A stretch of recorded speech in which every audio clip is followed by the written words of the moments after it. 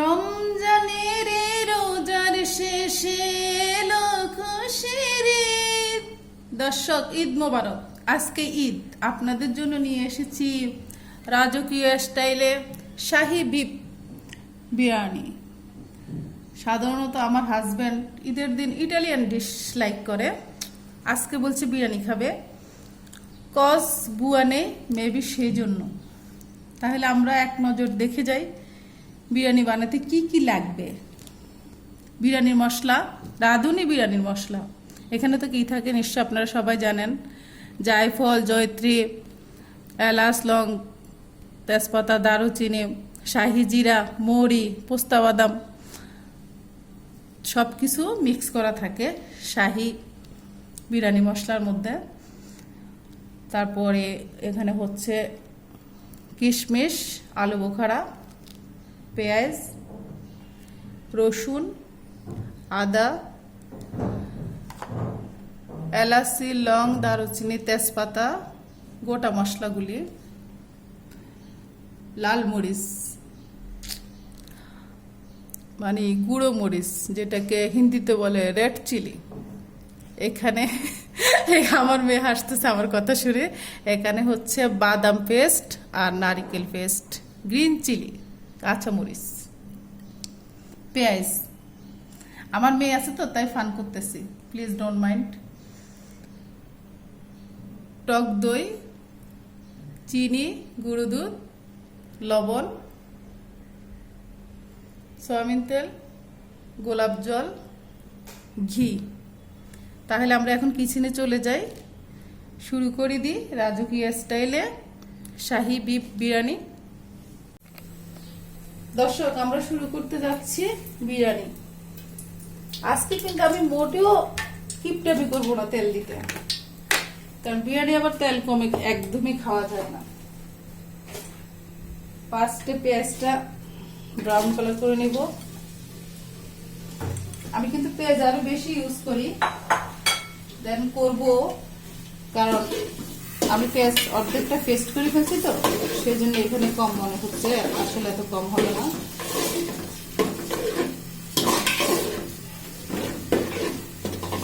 আপনারা এবার ঈদে কে কি খেলেন আমাকে কমেন্টস করে নিশ্চয়ই জানাবেন। আমি তো আমার খুশিটা আপনাদের সাথে শেয়ার করছি, বাট আমিও তো চাইবো আমার ফ্রেন্ডরা কি খেলো ঈদে, কি কি এনজয় করলো, মজা করলো। যেহেতু লকডাউন, এবার ঈদটা আমাদের একটু অন্যরকম ঘরোয়া পরিবেশে হবে, বাইরে খুব একটা যাওয়া হবে না। আসলে এনজয়টা হলো নিজের কাছে। আমরা এবার পুরো সময়টা ফ্যামিলিকে দিব। আগে তো ফ্রেন্ড সার্কেলকে দিতাম, বাইরে যেতাম, ওরা আসতো, এবার একটু অন্যরকম হবে।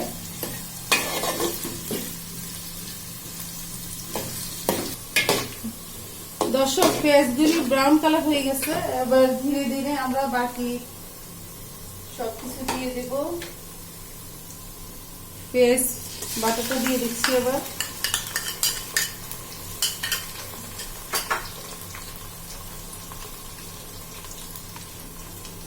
আদা দিচ্ছি। আসলে পেঁয়াজ, রসুন, আদা এগুলি একটু বেশি হলেও সমস্যা হয় না, কারণ গরুর মাংস যদি সিদ্ধ বেশি নেয় তাহলে আদাটা একটু বাড়িয়ে দিলে এতে সুবিধা হয়।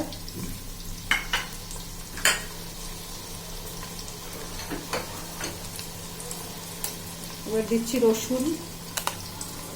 তবে খাওয়াটা রান্না করতে আসি আমার বান্ধবী সুমনাকে খুব মিস করতেছি, ও আমার হাতে এই খাওয়াটা অনেক পছন্দ করে। কিন্তু সুমনাকে আমি রেসিপিও দিয়েছিলাম, সুমনা ট্রাই করেছিল, কিন্তু সুমনা বলেছে যতবারে ও ট্রাই করেছে আমার মতো নাকি হয়নি। তাই স্পেশালি আজকে সুমনাকে বলবো, সুমনা তুমি একটু ফলো করো, ইনশাল্লাহ আমার চেয়ে তোমার আরো অনেক অনেক বেশি ভালো হবে। একটু আগে আমি দিয়েছি বাদাম আর নারিকেল বাটা। সুমনার কথা বলতে বলতে অ্যাকচুয়ালি আমি ভুলে গিয়েছিলাম সেটা বলতে, আমার মেমোরিতে শুধু সুমনা কাজ করছিল। অ্যাকচুয়ালি সুমনার গল্প করতে করতে আমার পুরো মেমোরিতে সুমনা সেট হয়ে গিয়েছে। এখন আমি দিয়েছি গুঁড়ো মরিচ, তারপর ধীরে ধীরে সবকিছু দিয়ে দিব। এখন দিচ্ছি বিরিয়ানির মশলা। আসলে আমার ফ্রেন্ডদের সাথে প্রায় 5 বছর কাটিয়েছি, অনেক গুড মেমোরি আছে আমাদের। এই জন্য ওদের গল্প যখন করি তখন পৃথিবীর আর কোনো কিছুই বিচলিত করে না, তখন শুধু ওরাই কাজ করে। এখন দিচ্ছি টক দই,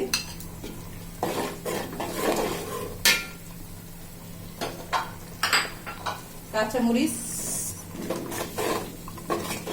ঝাল যতই বেশি হবে সমস্যা হবে না, বরং আরো ভালোই লাগে। পুরান ঢাকায় যখন ওই যে তেহারিগুলি রান্না করে দেখা যায় যে প্রচুর কাঁচামরিচ ইউজ করে। এখন দিচ্ছি গোটা মশলাগুলি, গোটা মশলা সবই দিয়ে দিব।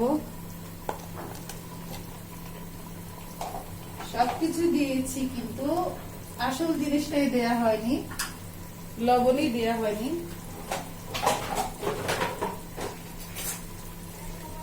লবণটা দিব আমরা স্বাদ মতো, কারণ লবণ বেশি হলে কোনো খাবারই ভালো লাগে না, আবার লবণ কম হলেও খাবার খেতে সুস্বাদু হয় না। অ্যাকচুয়ালি আমি যদি কাউকে ভালোবাসি সেই রাজার মতন লবণের মতো ভালোবাসি। সেই রাজা রাজকন্যার কাহিনী তো আপনাদের অজানা নয়।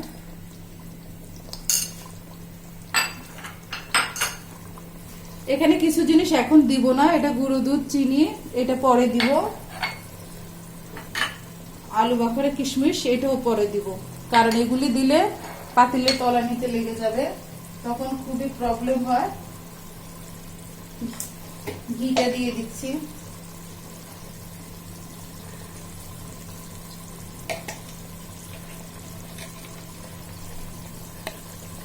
ঘিটা পরিমাণ কম দিচ্ছি, কারণ আমার হাজবেন্ডের লিভার পেটি, ঘি ওনার জন্য অনেক ক্ষতিকারক।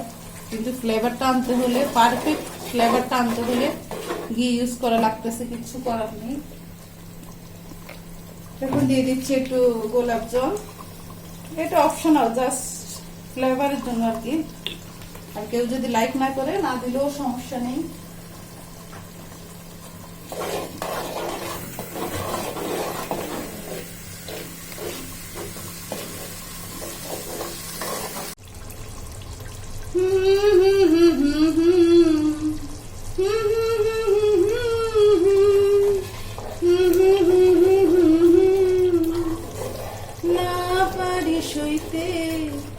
না পারে কইতে তুমি যে কুয়াশা, ধোঁয়া धुआं धुआं। एक्चुअली दर्शक धुआं मेरे सेहत के लिए अच्छी नहीं है, इसीलिए डॉक्टर ने बोला बेबी धुआं पे मत जाओ, लेकिन क्या करे, धुआं मेरी जिंदगी बन गया। मुझे खाना खाना दोनों बहुत पसंद है, মানে ইন্ডিয়ান শেফ খান্না, ওনার থেকে রান্না শিখছি আমি। ওনার রান্নাগুলি আমাকে খুব উৎসাহিত করে, অনুপ্রাণিত করে। তাহলে আমরা মশলা এখন কষানি হয়ে গেছে, মশলার মধ্যে আমরা এখন বিফটা দিয়ে দিব।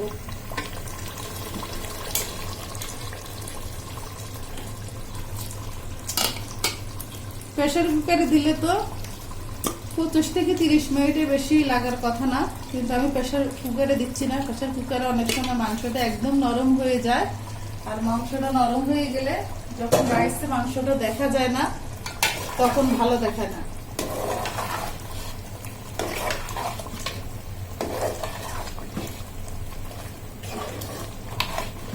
দেখে মাংসটা কি সুন্দর স্মেল করতেছে। মাংসটা আপনাদেরকে বলতেছে, আপনারাও চলে আসেন, আমাকে খান, মজা করি, এনজয় করি। দর্শক, বিরিয়ানিতে একটু আলু না দিলে তো বিরিয়ানি ভালোই লাগে না খেতে, আর বাচ্চারা তো আলু অনেক পছন্দ করে, বিশেষ করে আমার ছোট আম্মু আলু ছাড়া তো ওর এক মুহূর্ত চলে না। তাই আলুটা কালার একটু সুন্দরের জন্য আমি একটু জর্দার রং হালকা লবণ দিয়ে মিক্স করছি। আমার বড় মেয়ে পছন্দ করে। এখন যদি শুনে শুধু ছোট মেয়ের কথা বলতেছি, তাহলে আমার উপরে হাইপার হয়ে যাবে, বলবো যে আমাকে কি তুমি খেতে দেখো না। আসলে বাচ্চারাই আলু পছন্দ করে, বাচ্চাদের কথা আর কি বলবো। আমার তো ওর সাথে অনেক পুরনো রিলেশন, আমার এত পছন্দ আলু সেটা বলে বোঝাতে পারবো না। ভর্তা বলেন, ভাজি বলেন, মাংসের সাথে বলেন, আর শুক্তির সাথে বলেন, মোট কথা আলু হলেই হয়। আলু আমার অনেক ফেভারিট। তবে আলুর ক্যারেক্টার একেবারে ভালো না, সে কিন্তু সব সবজির সাথে তার রিলেশনশিপে জড়িত। এই জন্য মাঝে মাঝে তার উপর আমার অনেক অভিমান হয়, আরে তোমাকে আমি ভালোবাসি, তুমি আমাকে নিয়ে থাকো, এতগুলি সবজির সাথে তোমার পেঁয়াজ করলে আমার বুঝি কষ্ট হয় না? আচ্ছা দর্শক, আমরা তখন কিন্তু আলু বোখারা, কিশমিশ, গুঁড়ো দুধ আর চিনিটা কিন্তু দিইনি, মাংস কাটলে তলানিতে লেগে যাবে, সেই জন্য এখন দিয়ে দিই। পরে আবার দেখা যাবে যে একটা সময় হয়তো ভুলিয়ে গিয়েছি দিতে, মনে নেই, তখন প্রবলেম হয়ে যাবে।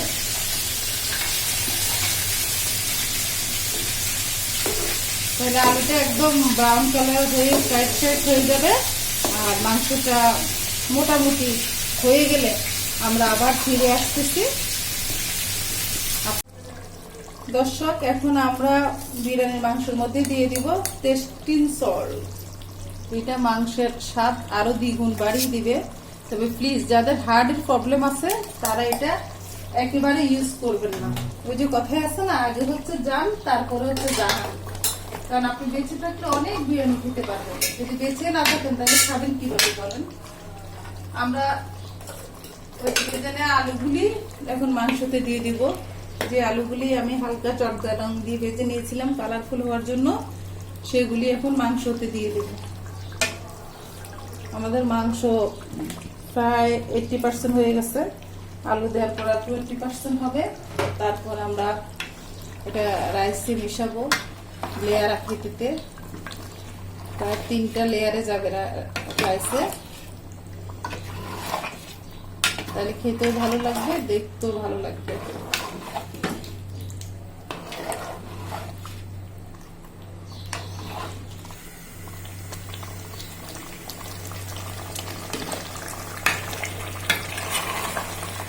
অন্য সময় আমি আলুটাকে হালকা ফ্রাই করে মানে রাইসের উপর একটা একটা করে বিছিয়ে দিই, তো আজকে এরকম করতেছি না, আজকে মাংসের সাথে দিয়ে দিলাম। মনে হচ্ছে মাংসের সাথে দিলে অনেক বেশি টেস্টি হবে, অনেক মজা লাগবে।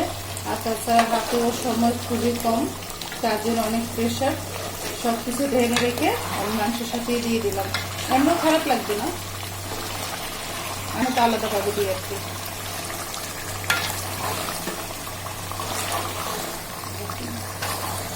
তাহলে মাংসটা একদম কমপ্লিট হলে আমরা আবার ফিরে আসতেছি। মাংস প্রায় হয়েই গিয়েছে, মানে যখন আমরা রাইসটা অ্যাড করবো তখন আবার ফিরে আসবো।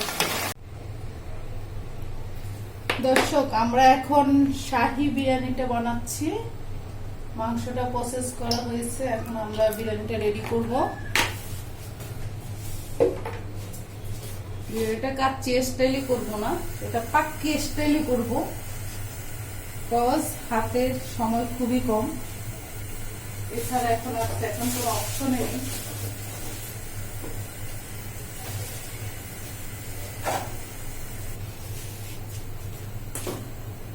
এখানে দিয়ে দিচ্ছি পেঁয়াজ কুচি,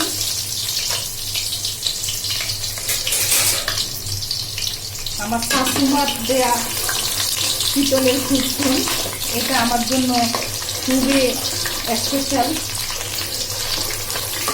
অলমোস্ট 27-28 বছর আমি ইউজ করে ফেলছি। এটা যদি মায়ের ইউজ করা জিনিস ছিল।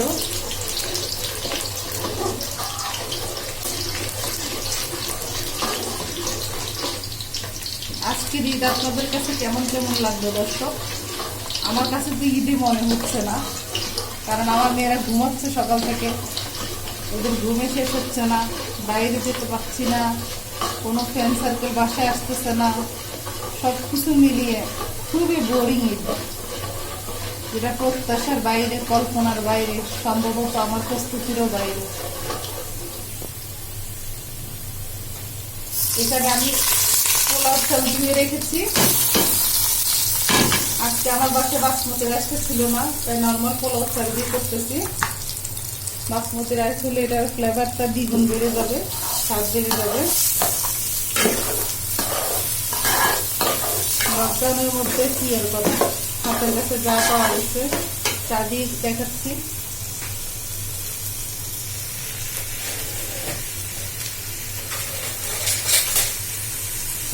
এখন রাইসে লবণ দিয়ে দিব, লবণটা খুবই কম দিব কারণ দ্বিতীয় লবণ দেওয়া আছে।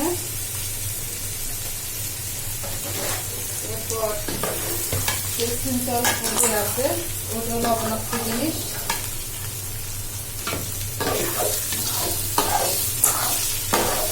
মেয়ে থাকলে মায়ের অনেক সুখ। আমি যখন লবণ দিচ্ছিলাম তখন আমার ছোট মেয়ে নাড়াতে ছিল, ওরা আমাকে অনেক হেল্প করে, সবসময় হাত পাঠায়। কিন্তু আমি এটা স্বীকার করি না সচরাচর, অ্যাকচুয়ালি স্বীকার করলে ঠিক হয়ে যাবে, নেক্সট টাইম আর করবে না, বলবো যে মাটা এমনিতেই প্রশংসা করে। আর সাধারণত সামনে প্রশংসা করতে আমার একদমই ভালো লাগে না, যদি পছন্দ করি ওদের পিছনেই করি। ওদের বদ্ধমূল ধারণা আমি কখনো ওদের প্রশংসাই করি না। তবে আমার প্রশংসা কেউ যদি আমার সামনে করে আমার না অনেক ভালো লাগে। অ্যাকচুয়ালি আমার ভাগ্য সেরকম প্রশংসা দিবে না, তো মেবি সেই জন্য। দর্শক, এখন আমরা রাইসে পানি দিয়ে দিব। আমি এখানে 1 কেজি রাইস দিয়েছি। 1 কেজি রাইসে আমি 4 থেকে 6 মগ পানি দিব, এর বেশি দিব না,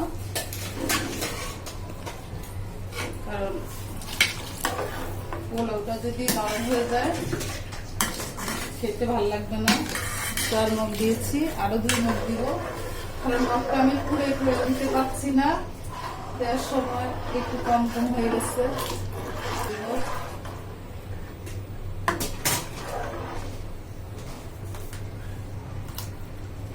এই মগে আমি আমার বড় মেয়েকে দেখতে পাচ্ছি, আপনারাও দেখেন। আমার বড় মেয়ের ফ্রেন্ডে তাকে গিফট করেছে, খুব ইউনিক একটা জিনিস।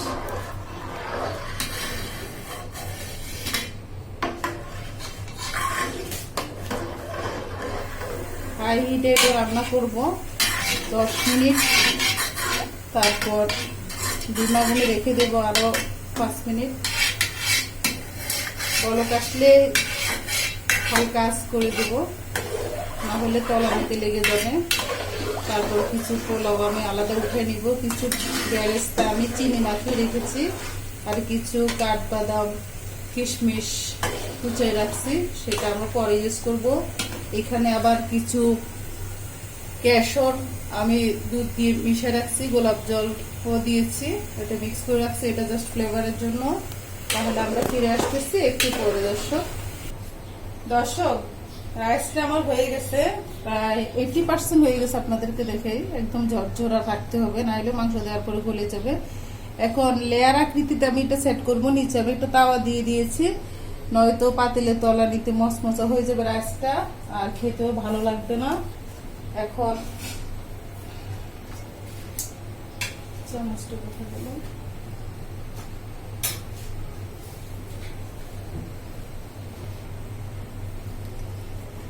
এখন লেয়ারে লেয়ারে আমি এখানে চিনি দিয়ে বেরেস্তা আগে করে রেখেছিলাম রাইসটা করার আগে।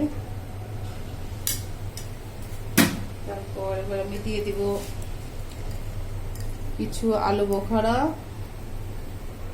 কিছু কাজু পেস্তা বাদাম আমার বাসায় আজকে নেই, সেই জন্য কাঠবাদাম ইউজ করেছি। তারপর এখন দিয়ে দিব কাঁচামরিচ,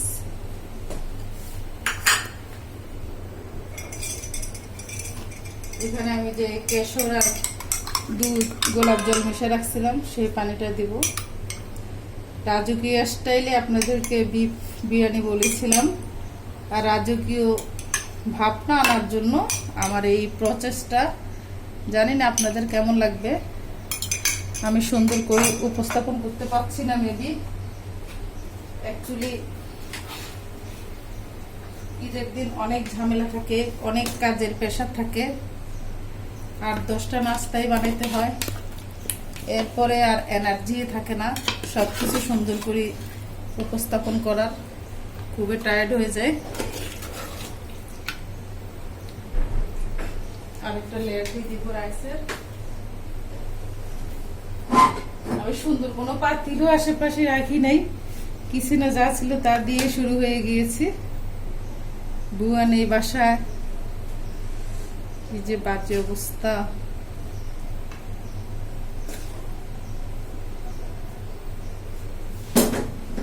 আবার আমরা একই ধারাবাহিকতায় কাঁচামরিচ দিব,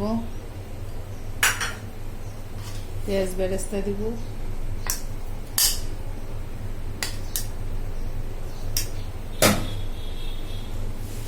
আলু বাখারা, কাঠবাদাম, কিশমিশ। আমার হাজবেন্ড সবসময় বলে তুমি রান্না করতে যা ইউজ করো না তার চেয়ে বেশি ইউজ করে তুমি ডেকোরেশনে। তবে আমি যে রান্না করি সবসময় অনেকে বলে রান্নাটা শুধু শুনলাম, এখন ইউটিউবে দেখতেও পাচ্ছি, খেতে তো পাচ্ছি না। যারা দেশ থেকে আউতাস করে আমার স্বজনরা, কিছু করার থাকে না। অ্যাকচুয়ালি দেশে দেখা যায় একটা জিনিস থাকে, একটা জিনিস থাকে না। এই জন্য দেশে গিয়ে ওদেরকে করে খাওয়াইলো পারফেক্ট ভাবে করা সম্ভব হয়ে উঠে। দর্শক, তাহলে দেখি আমাদের বিরিয়ানিটা কেমন হলো। আমার তো মনে হচ্ছে বিরিয়ানি খাওয়ার জন্য ঠিক মতো পারফেক্ট মতো হয়ে গেছে। অনেক সুন্দর একটা ফ্লেভার আসছে। আপনারা তো দেখতে পাচ্ছেন না, যা শুনতেছেন, না দেখলে বুঝতে পারবেন না কত সুন্দর একটা ফ্লেভার। পুরো বাড়ি মোমো করতেছে। আমি জানি কিছুক্ষণ পর আমার দেবর বাসুরের মেয়েগুলি ফোনে নক করে করে বলবে, বৌমা এটা কিন্তু ঠিক না, দিস ইজ নট ফেয়ার। আমরা তোমার বিরিয়ানির খুশবে পাগল পাগল হয়ে যাচ্ছি। এই হচ্ছে ফলাফল। অ্যাকচুয়ালি নিজের প্রশংসা নিজে করে যাচ্ছি। আমি জানি না আপনাদের কেমন লাগবে। আমার ভালো লাগলে তো হবে না, আপনাদেরও ভালো লাগতে হবে। তাই আমি রিসার্চ করে একটু সাজিয়ে আপনাদের সামনে উপস্থাপন করি। দর্শক, তাহলে আমাদের এখন রাজকীয় স্টাইলে শাহী বিফ বিরিয়ানি রেডি হয়ে গেছে খাওয়ার জন্য। তো ভাবলাম শুধু শুধু বিরিয়ানি খাবে আমার মেয়েরা, সাথে কিছু তো দিতেই হয়। শর্টকাটলি স্বামী কাবাব করে দিয়েছি আর চিকেন ফ্রাই। আর নেক্সট ভিডিওতে ইনশাল্লাহ চিকেন ফ্রাইয়ের রেসিপিটা আমি আপনাদেরকে দিয়ে দিব, ভিডিও আকারে নিয়ে আসবো আপনাদের মাঝে। তো আকাশের নীল দিয়ে নয়, সমুদ্রের গভীরতা দিয়ে নয়, আমার হৃদয়ের অন্তঃস্থল থেকে আপনাদের সবাইকে ঈদ মোবারক। ভালো থাকবেন। আসসালামু আলাইকুম। আব্বু কেমন হয়েছে? ভালো হয়েছে। শুধু কি ভালো হয়েছে? ভালো। কেমন ভালো? Very good. Very good. রেস্টুরেন্টের মতো হয়েছে নাকি ঘরোয়া মতো হয়েছে? তোমার কাছে তোমার বউর খাওয়ার কি রেস্টুরেন্টে যেতে মজা লাগে? ইয়েস। সত্যি তো?